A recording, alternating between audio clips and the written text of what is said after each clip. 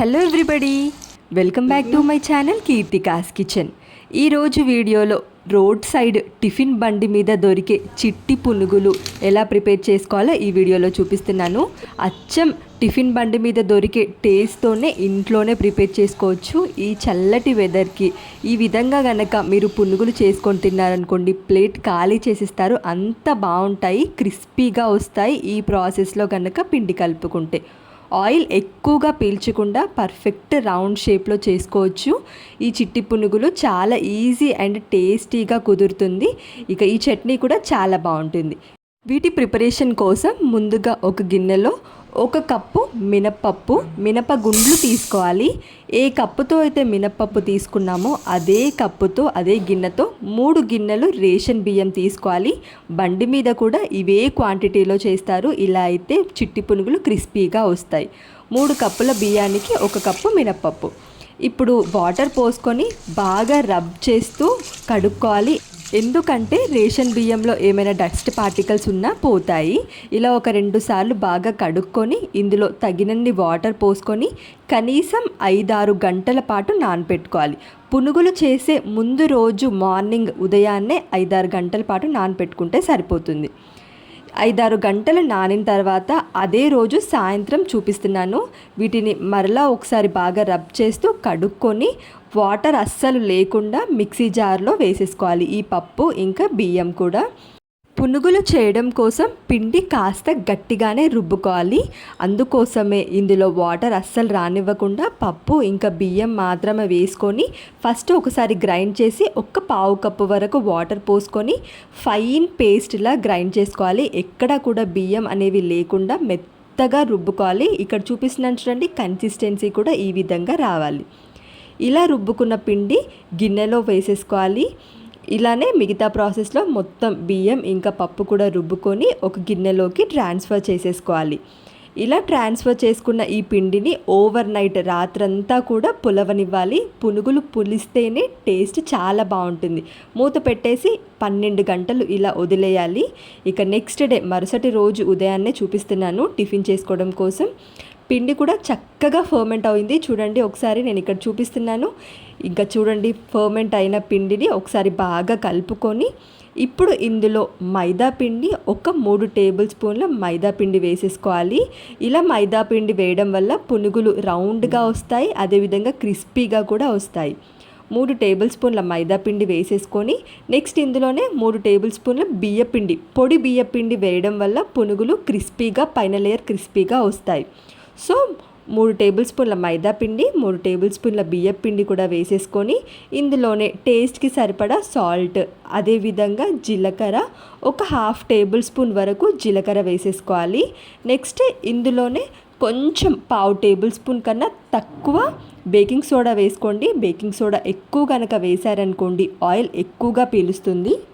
So అందుకనే baking soda 1/2 table spoon కన్నా తక్కువగానే వేసేసుకోండి. ఇప్పుడు ఈ పొడి పిండి అన్నీ కూడా తడిపిండిలో కలిసే విధంగా బాగా మిక్స్ చేసుకోవాలి. పిండి కన్సిస్టెన్సీ కనుక జారుగా అనిపిస్తే ఇంకొక టేబుల్ స్పూన్ బియ్యపిండి లేదా మైదా పిండి వేసేసుకోవాలి. కానీ నేను చూపిస్తున్న ఇంగ్రీడియంట్స్ అన్నీ కూడా మీరు సేమ్ కొలతలతో ఫాలో అయితే మీకు ఎక్కడా కూడా పిండి కన్సిస్టెన్సీ లూజ్గా ఉండదు, కరెక్ట్గా సరిపోతుంది. ఇక ఇప్పుడు పిండి బాగా ట్యాప్ చేస్తూ కలుపుకోవాలి. ఇలా కలుపుకుంటేనే మనకు పునుగులు పొంగుతూ చక్కగా ఫ్లఫీగా వస్తాయి. నేను ఇక్కడ వేసి చూపిస్తున్నాను చూడండి. కన్సిస్టెన్సీ ఈ విధంగా గనక వస్తే, సాగుతూ కాకుండా రౌండ్ బాల్గా గనక ఇలా పడిపోయిందనుకోండి, మనకు కన్సిస్టెన్సీ పర్ఫెక్ట్గా కుదిరినట్టు. ఈ విధంగా వస్తే సరిపోతుంది.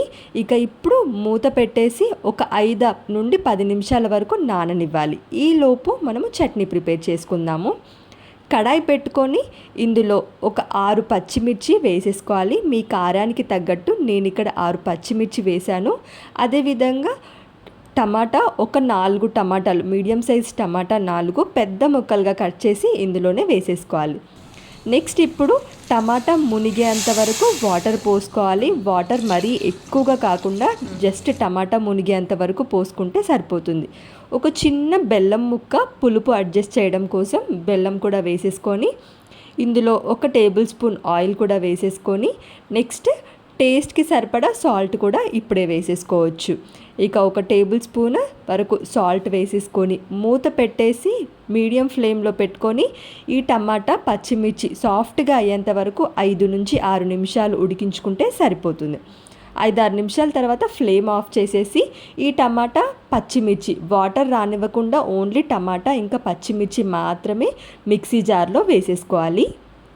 టమాటాలు ఉడికించిన రసం రానివ్వకుండా టమాటా ఇంకా పచ్చిమిర్చి మిక్సీ జార్లో వేసేసుకొని ఈ ఉడికించిన టమాటా రసంలో కొంచెం గుప్పెడు కొత్తిమీర వేసేసుకోండి.